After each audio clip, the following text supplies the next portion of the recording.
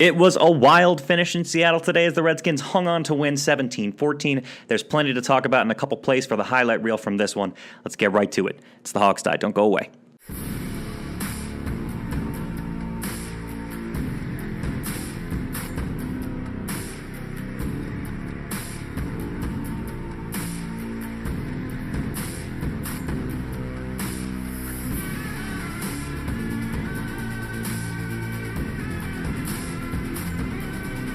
By fans, for fans, the Hawks Die. And now, here's your host, Sean Conti.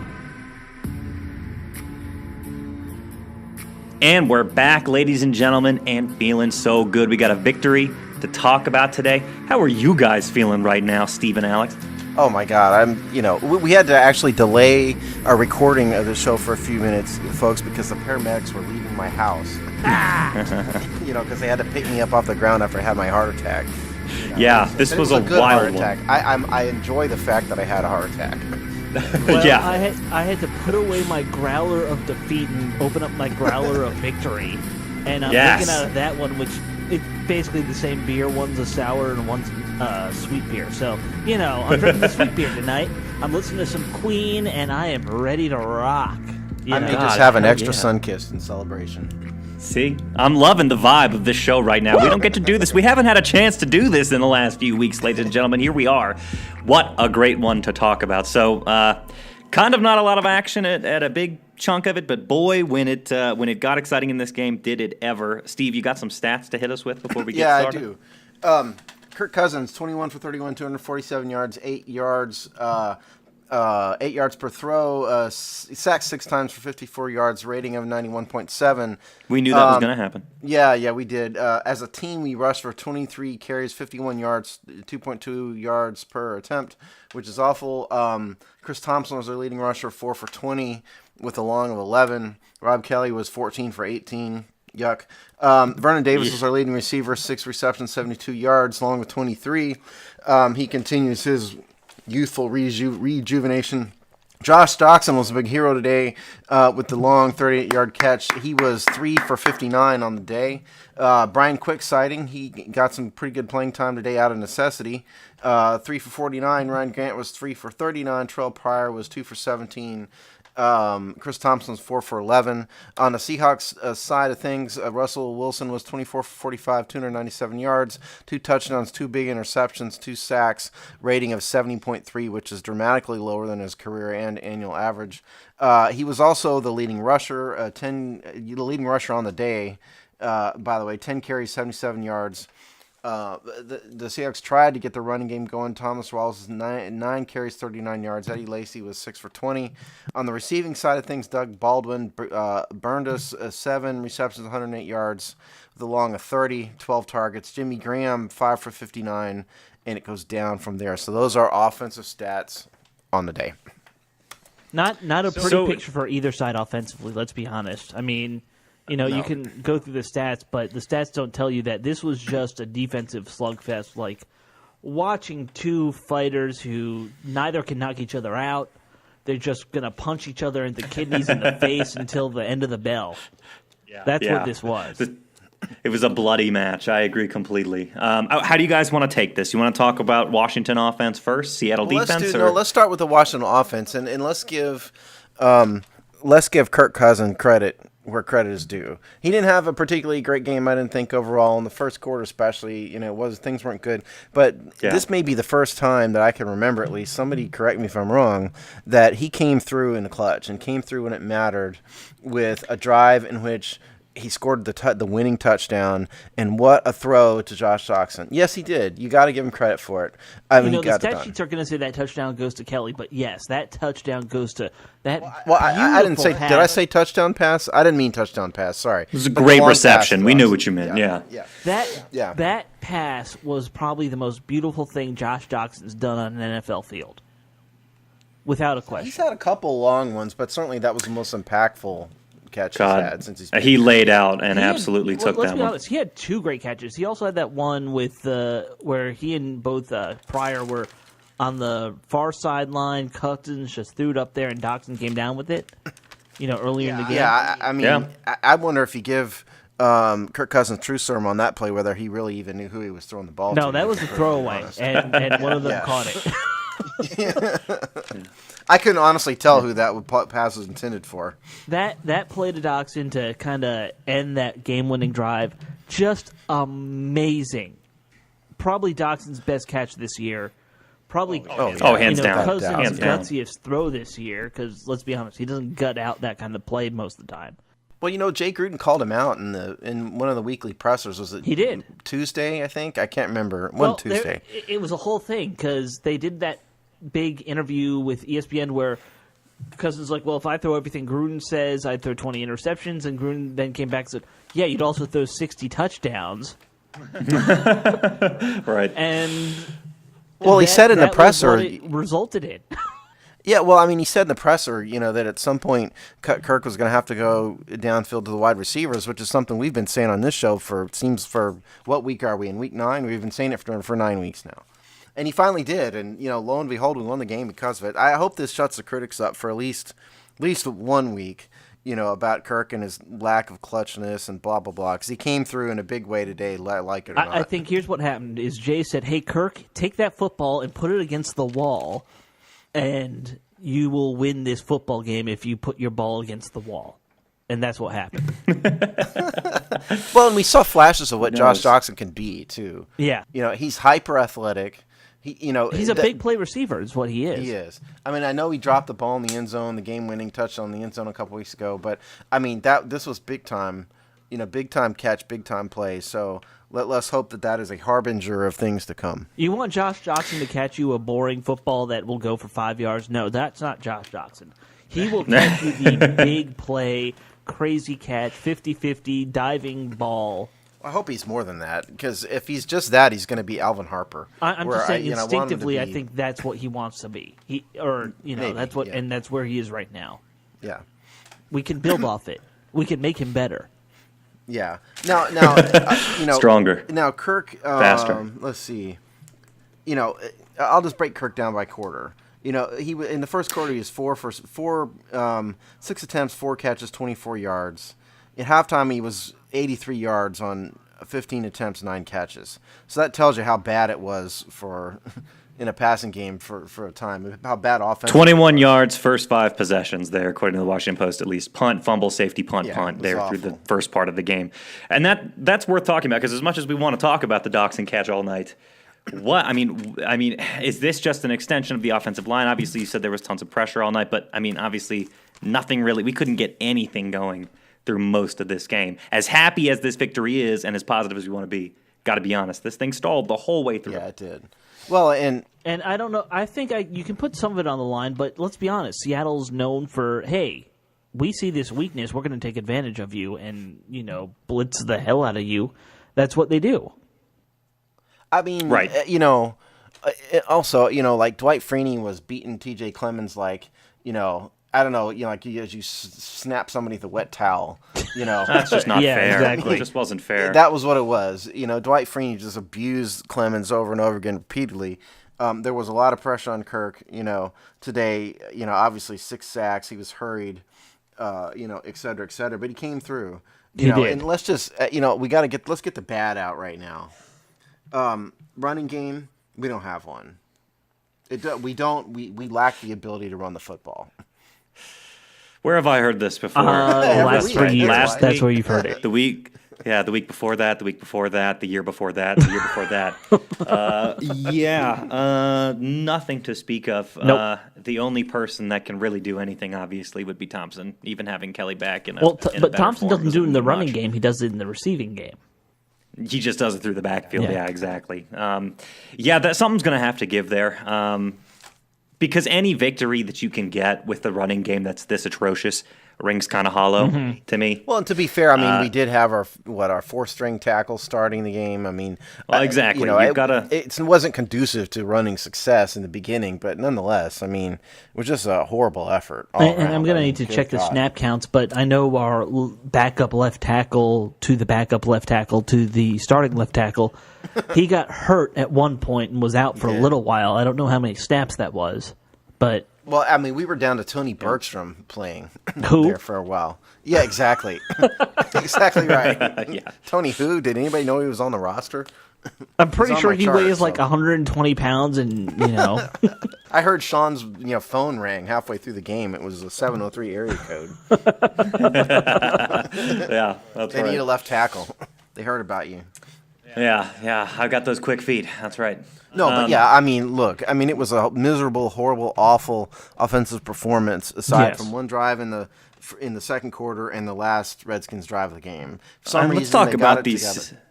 Let's Go talk ahead. about these safeties too. Nearly two of them. How often do you see that in a football game? Not very often. no. Not very often. But it's just indicative of a game that was so incredibly sloppy. That's the kind of stat you see. Yeah, but I mean, it's to be expected when you go into Seattle. I mean, there was a report the Redskins practiced with instead of crowd noise, they played Guns N' Roses over the loudspeakers at the practice field. Well, because if you want a loud, annoying noise, play Guns N' Roses. I mean, it makes that perfect would make sense. me happy. That's not annoying to me, but. Yeah, Yeah. but we'll play Blondie or something if you want to really annoy me. But point is, let's make no mistake. We have to be fair and say it was a terribly played game. Oh, yeah. With the exception of two drives, basically, and we have to give an assist to the Seahawks for having 16 penalties. Oh yeah. One was declined, I think, because I think my count is one more than what the NFL had, but I counted 16, and that's an enormous amount of penalties. in one Yeah, I game. saw that Gruden Good apparently grief, yeah. declined one penalty that he probably shouldn't have, but But he had no it didn't reason to really mean decline. anything in the end. Yeah, you're right. I mean, that's they had how many offensive penalties? How many on their offensive line? I should have kept track of that. I think of the 16, at least 8 or 9 were on the O line. Yeah. I mean, the little block I put on my chart here for penalties, I ran out of room. In the Seattle part of it, I had to start writing it somewhere else. Nice. Yeah. So, I mean, kudos to Jay for trying to get the run game going in the beginning, because that's how the game started. Mm-hmm. He tried and tried and tried. It just didn't happen. P. Ryan had the one good run, and that was kind of it. Rob Kelly had, I think, one other carry in the second half that was good, but beyond that, everything else was just bad. Yeah, and this may be an extension of that, not having a run game, but just if we're talking about the Redskins offense in general, one of those things, I feel like I say this every week, but one of the things that you can see again in this game is, we nearly gave it away there at the end because it's great that we have that awesome long pass to Doxson that was nearly a touchdown in and of itself, almost. It's great that we can do that, but again, it left them with that big chunk of time on the field that they almost marched right back and could have scored it. And I guess what I'm saying is, we need to find a way to be able to throttle up and throttle down on the offense. Seattle, I feel like. Do though? What were they? Well, what I did they know. do differently. Well, I know, and that's what I'm saying is when you don't have a run game, there's only so much you can do to really do that. But I'm just saying that's a major weakness. We can't really control I'm a bit lost the pace. on the whole situation where Doxson's down at the 1 and then gets challenged, and there should be 25 seconds on the clock and it should start running, but the rules say it shouldn't. It's very odd. The clock should count down at that point, in my opinion. Was that the runoff controversy, or was it when Russell Wilson? Well, no. Well, I think what you're talking about, Alex, is they reviewed the Doxson play to see if he was in the end zone or not. But so because he wasn't in the end zone, the clock should really start rolling at the blow at the Right. the There was referee's 59 whistle. That's what seconds you're and saying, 25 right? seconds on the clock. Run that down. Well, see, they don't do a rundown. That's not the rule. The rule is they just start the clock, See, which is, I think, what they did. and to me, mathematically speaking, because I'm weird, that rule There is should wrong. be a rundown. Is Yeah. what you're saying. Yes. But I know that's not the rule, and it's wrong. I mean, live, it looked to me like Dawson was in the end zone, but upon replay, it was clear that he was down at the I'm with you 6-inch there. line or whatever. I think when we're the all in dude ran up agreement and there touched that it was just a great play to get down to the 1. Yeah, absolutely. And I love seeing that kind of play, especially to a guy like Doxson, because you need somebody to step up on this offense. It's just It's just such a shame when I see we get a score and we leave a team like Seattle with like a renowned 2-minute offense. I hear you, but Basically I just like 2 minutes. It's like, oh God. In that case, I just don't know what else they could have done. I hear you, and I agree with you what you're saying. I don't have any solutions either, Steve. I mean, don't get me what wrong. Are you gonna do? Let's also be say, hey, let's keep going. Yeah, that'd be idiotic. Yeah. Obviously. Yeah. And let's let's give Jay a ton of credit for calling a run. Yeah. Because how many in years past, what would have happened? Yeah, 3 it would have been 3 passes. It would have been an end zone, a corner fade. 3 end zone throws. It would have been play action rollout, and it would have failed, and he would have been sacked, and we all would have been talking about a loss. Instead, he ran the ball in a a power I formation with a linebacker lined up as the fullback. By the way, have you know this game we had I think a tight end, Samaje Perine lined up as fullback, and like you said, a linebacker. Ryan Anderson. Yeah. Yeah. We're trying to find a fullback. Maybe we should just draft a fullback next draft. Had a fullback in Niles Paul. Yeah. Or at least one who was masquerading as a fullback. But maybe Niles they shouldn't Paul's have gotten not rid ideal of as a fullback either. He's a wide receiver. Maybe we shouldn't have gotten rid of the fullback we had, who was a pretty good fullback and Damn good young. fullback. Yeah. That's right. Yeah, a couple of years ago now, call me but yes, crazy. you're right. Yeah. Oh, that's the last time we had a real fullback that could do the job. Right. Yeah. Yeah, it would be nice, but those things are in the past. Well, you guys want to flip on over and talk about defense then? Or do we have anything else to finish about Trying to offense? see here, offensive. I mean, my only final thought about the offense is Kirk Cousins is basically doing this on his own this game. I mean, let's be honest. You have a tight end whose best days are behind him, and you have a bunch of receivers who are Jags, and Dude, maybe make a big play here and there. But I don't You know. got pressure in your face the whole game. yeah, Vernon Davis is playing as well as he ever has. I Sure. don't know if it's accurate to say his best days are behind him at this point. well, He's our best wide receiver. he's I our don't best know if this is receiver. the best he's our best he's tight ever end, played. but I mean, compared to what he did in San Francisco in his prime, I still don't think he's as good as that. But he's good. He's not running a 4.3, but he definitely looks youthful again. Yeah, but he's not. Yeah. He's also not someone you can count on for 8 catches and 100 yards every game. No, I mean, true. He's our deep ball threat, unbelievably. I mean, you guys realize, Sean, you were on the show when we did the preview, but on the preview we mentioned that he's actually leading the NFL in yards per catch. Right. Believe it or not, and it was 18.4, and it's going to go up. It's going to go up after this game. Yeah, I guess I'm not surprised just having seen, obviously, what we've seen from him this year. I did hear, actually, he moved up past somebody on the all-time list today with a couple receptions. I forget who it was, but yeah, he actually moved up to like 9th overall or something like that, all-time, or something crazy like that. So And I'm wrong. He's going to go down because he was 6 or 72 for 12 yards, so it's going to go down a little bit. But nonetheless, he was leading the NFL in yards per attempt. Sure. Wow.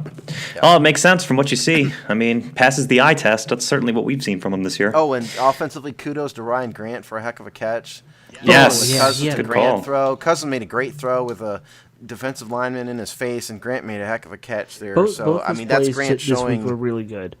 Yeah, I mean, Grant showed something today. He showed something non-Jag like. So kudos. High praise right there. High praise. Yeah. All right, well, let's talk defense because things were obviously much more positive. Defense. God, it would be nice if we could have a top-ranked offense and defense at the same time, wouldn't it, guys? Oh, Wouldn't that be not nice? do We're that. asking for something we haven't had since the 90s there. I know it's just crazy because sometimes it really seems like it switches year after year. This It was does. another great game that showed just how dominant our defense has been this year. What were the big headlines stat-wise on defense? Oh, today, Steve? defense. Yeah. Okay, numbers. Give me a second here.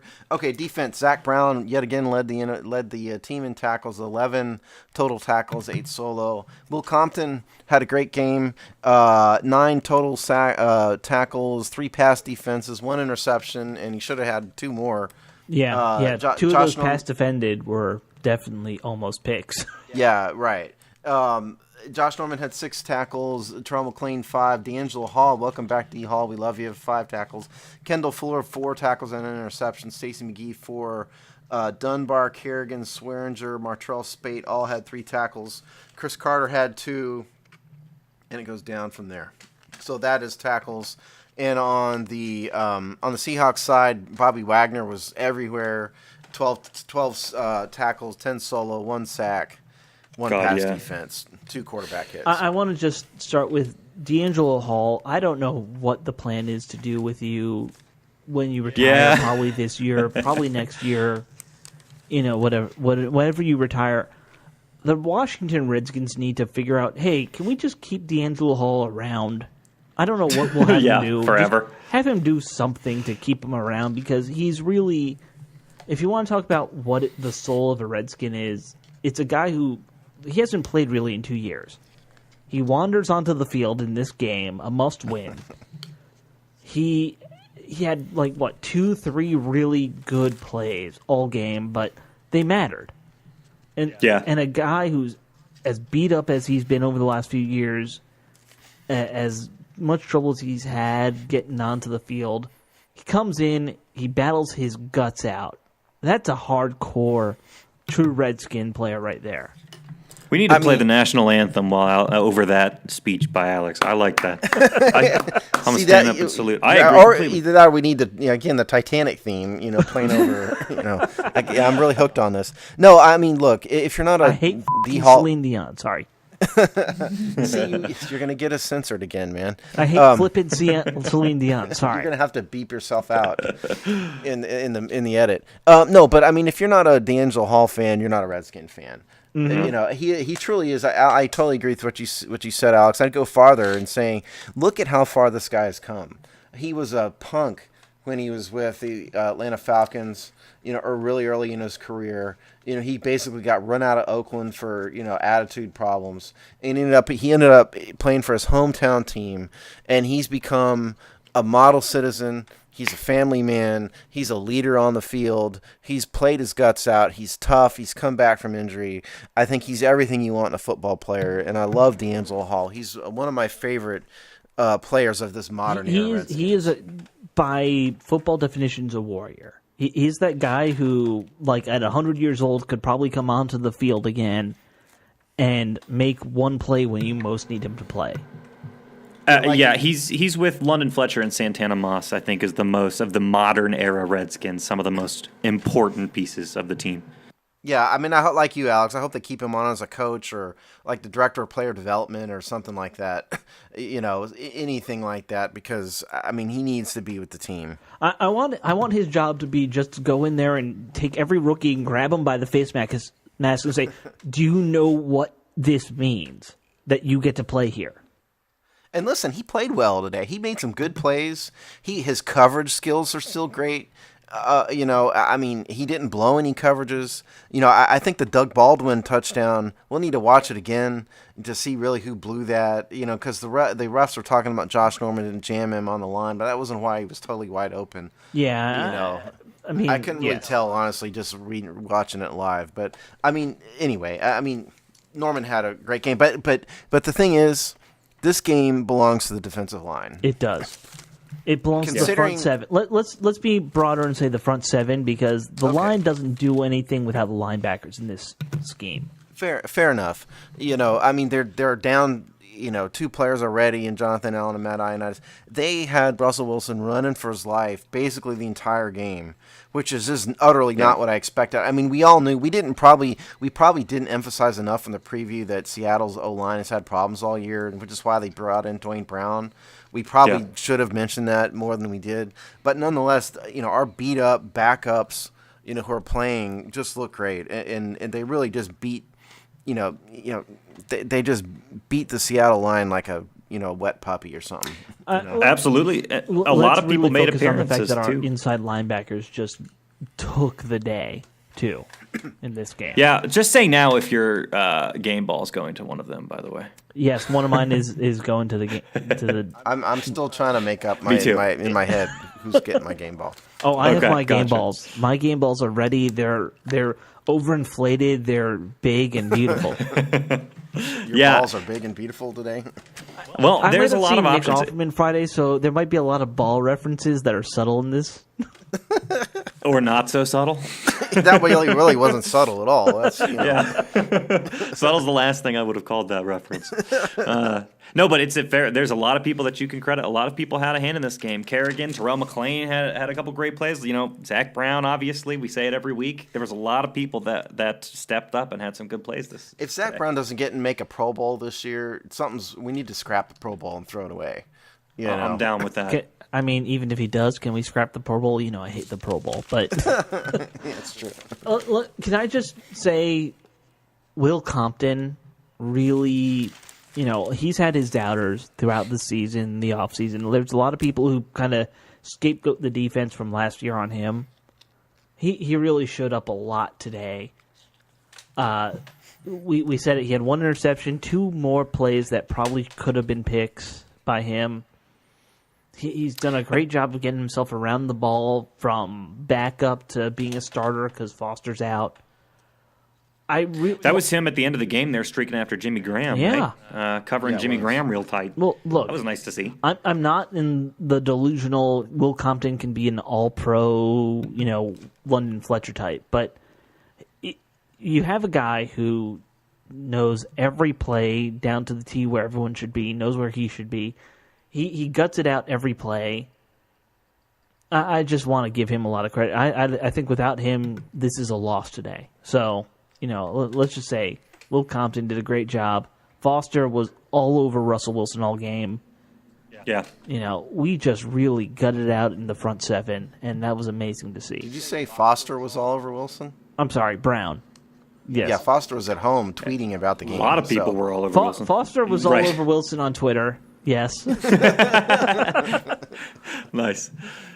It was dominant. You just can't say enough about the performance of the defensive line and a bunch of scrubs, honestly. And they just played the game of their lives. I mean, Lanier, like you said, McClain, a bunch of these guys who, by all right, shouldn't have played that well going into Seattle, which is one of the worst places to play in. The guy who got hurt at one point, number 96, Jones.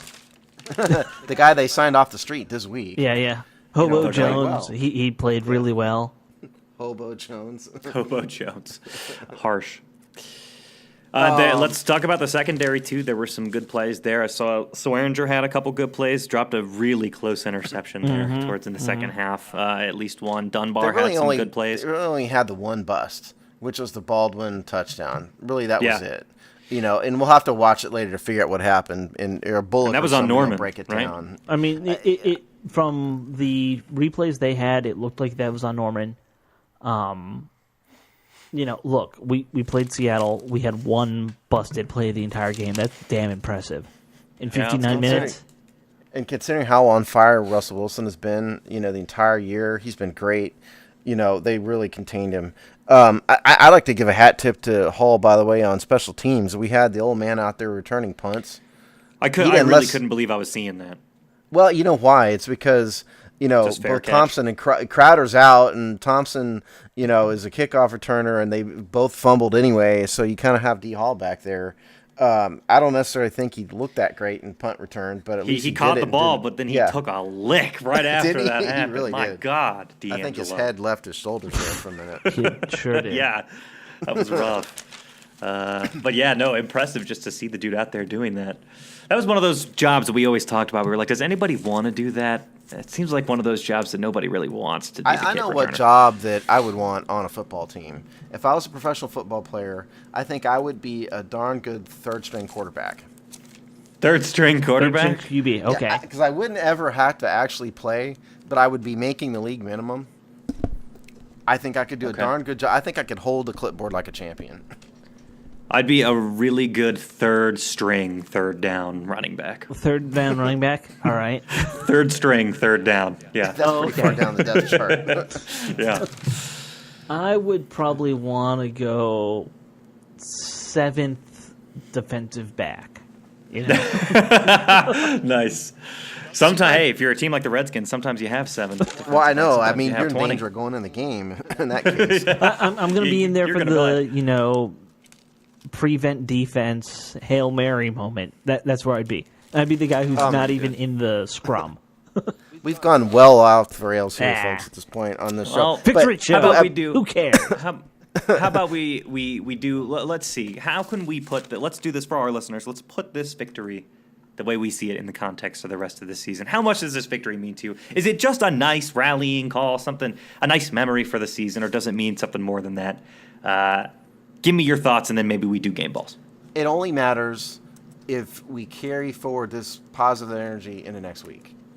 It's entirely up to the players as to what this victory means. I mean, what it does is gives them a chance record-wise, because now they're 4-4.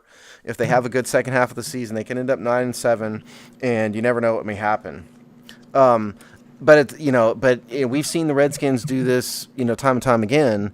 They have a good game, and what do? They go out and lay an egg against a terrible team in the next week. So this is the moment for these Redskins. You had the best victory of the season. You went into Seattle. You won. Now, what are you going to do about it from next week? That's what I think. I think Amen to that. I agree with you, Steve. I think that's a very good point about what this means in terms of the overall schedule. Let's talk about the roster itself, though, for a little minute. And to me, what this victory means is when the roster is 1/3 not playing, and a lot of starters are not playing, you went and stole a win. You stole a win against what some people say is probably an NFC champion caliber team, someone who could be in the Super Bowl. You can maybe take a week, get Tyden Secchi back, get Brandon Scherf back, maybe get one or two guys on defense back, and maybe you're a little healthier next week, and instead of a 3-6 team, you're looking at a 5-4 team if you get a little lucky next week versus Minnesota. And you save the season. Yeah. You save the season. Right. That completely changes what your season is. That means this team could be a wild card team. I don't know. But I think it holds out a lot of hope for the roster itself to say, hey, we went into this team, we had no one left on offense. We had, just a few of the good guys, but a lot of our top guys on defense are hurt, and we won a game against a really good team. And I think it stands a lot to say about the roster. It says a lot about what Gruden kind of teaches his guys about not giving up. It says a lot about this team. And I got to hand the front office and whoever's responsible between Jay Gruden and Bruce Allen and the scouts to find these guys literally off the streets and to have guys who can come in and play well, not even being on a roster. This Arthur Jones, had a good game, and defensively, they've plugged Tony Bergstrom. Who's Tony Bergstrom? They plugged him in today. He didn't, granted the O-line didn't look great, but they didn't get Kirk killed. He survived the game. Tyler Catalina is this undrafted free agent rookie, and he's going in there, stepping in there and playing. Chase Rouillet, rookie, he had the one bad snap, today over Kirk's head. But point is, these guys have looked like football players. And some of them, Ari Kwanjo was on a practice squad. You really have to give kudos, I think, to the folks who are scrambling to put this roster together in the face of these incredible injuries. So hat tip to whoever it is. Somebody needs to install a hot tub for Kirk Cousins on the plane flight back, though. He got beaten up today. Yeah. No, he did.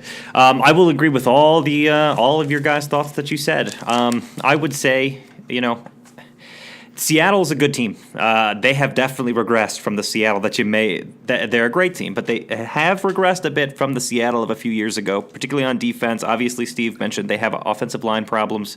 It was an underdog win for sure. I wouldn't necessarily say this is like my lock for NFC Super Bowl team or anything like that. So I think this was a winnable game that we won, and it's just made very surprising with the fact that this is a decimated roster. So I will agree with you guys all on that. I'll tell you what. This game next week against Minnesota seems like a trap game to me. Coming off a strong win, it's a team that isn't necessarily going to intimidate anybody. I called this as a loss at the beginning of the season, and something tells me it's going to be. I hate to be that downer, but you're already predicting a loss. Yeah, I did. Well, I predicted it months ago. You can't even give us a victory show before you turn negative. Thanks a lot, Sean. That's. I know. I'm just, like I said, I'm just trying to put it in context for people. Seattle's not necessarily the world beaters that some people might think they are. And I think it's great that we won. maybe not quite the same as beating some of the other top teams in the league. So anyways, great win. Very happy. Yeah. Just going to take it with a grain of salt. Injury-wise, today we had a few. Brandon Scherf came out of the game in the first series, so I don't know if he re-injured something or if he just didn't realize I didn't realize he go. was even in on the first series. He was in on the first couple plays. He started the game and went out almost immediately, so we'll find out more of what happened with him. Ryan Kerrigan went out and came back in. Vernon Davis had what looked like a hand injury of some type. But he went in and Josh came out and went back in, right? Yeah, he did. He came back in. Josh Harvey Clemens looked to be the most serious injury. Not sure what was wrong with him right now. We're recording immediately after the game. That was a legal hit on special teams where he got hurt? Yes. Yeah. Yeah, it was special teams. Yeah. So he looked like he might have been the most serious injury. So we'll keep our eye out for that. Does anybody else have any injuries? That's all I had. That's the only ones.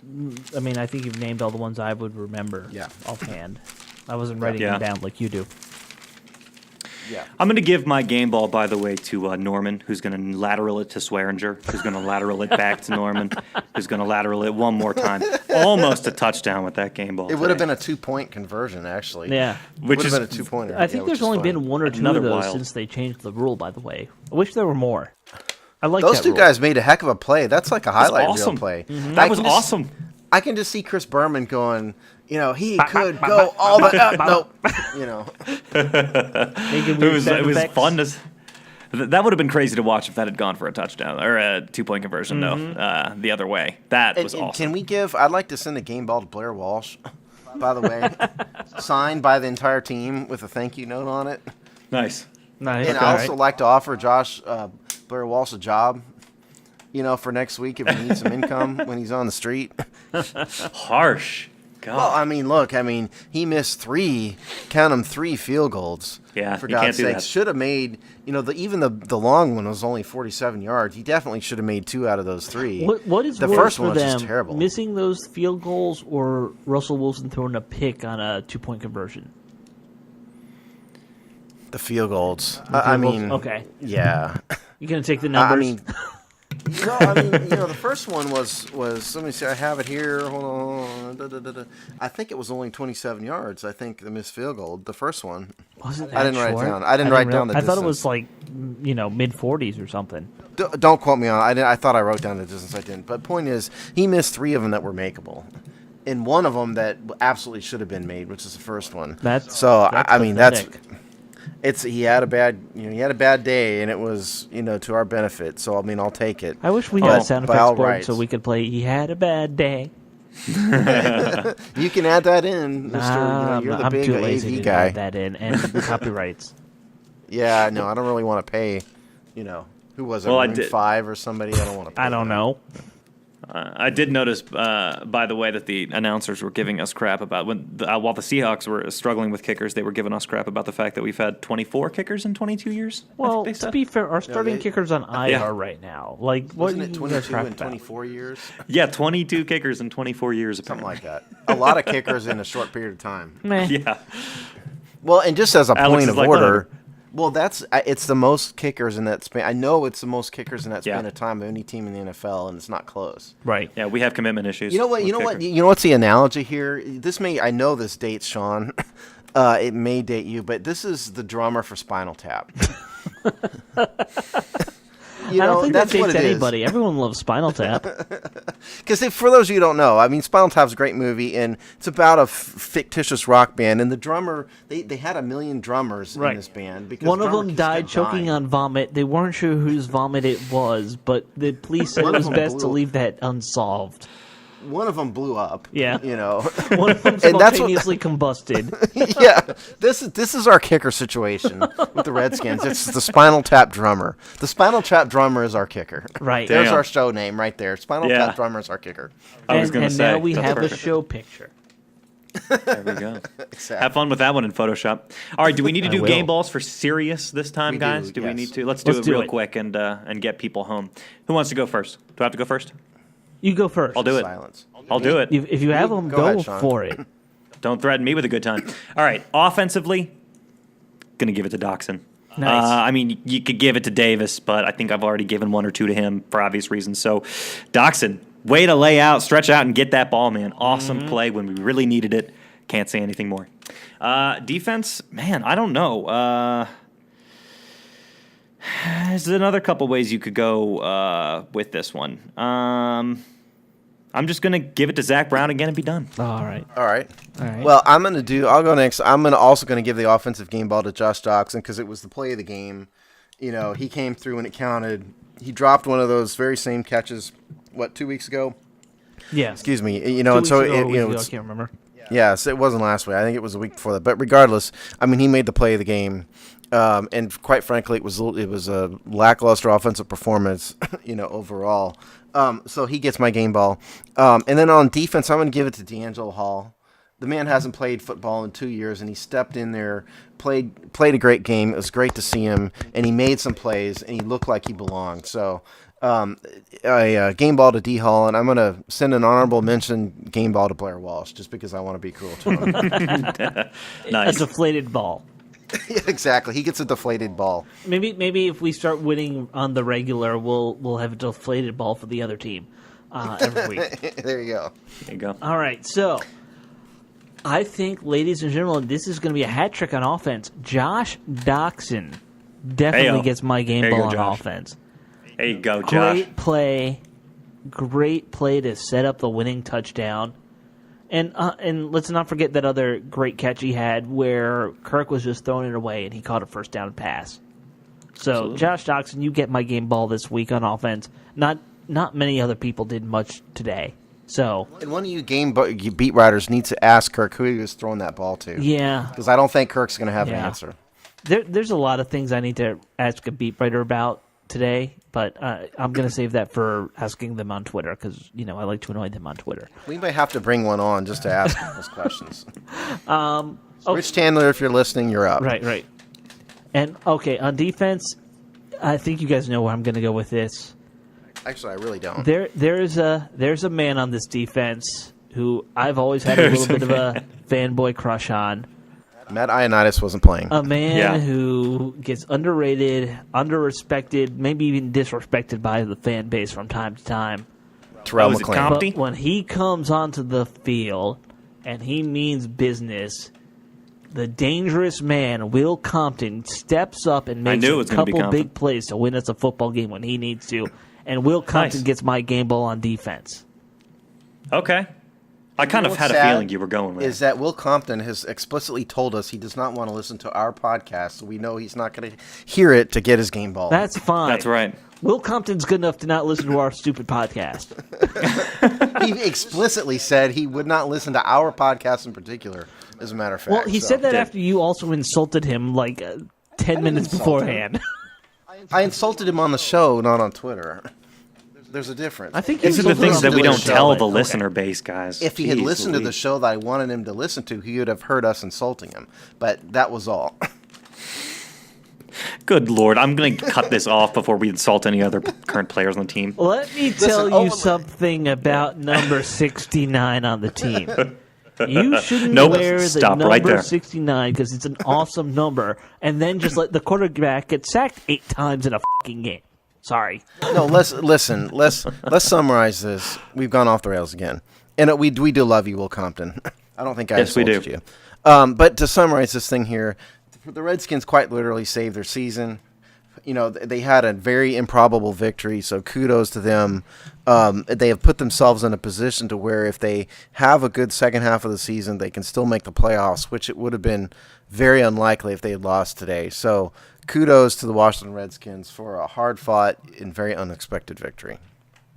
And in other words, for you folks at home, get ready for another series of nail-biting must-win games that will continue for the next few weeks. Listen, we're staying out. We're not doing mock drafts for at least another few weeks. Be thankful for that.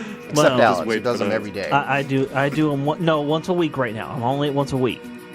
Okay, Lord, you have a problem. Okay, we'll let you guys get back to your weekend. It's a nice, rare, victorious Sunday we've got here, so we're super happy. Hopefully we can say the same thing next week against Minnesota.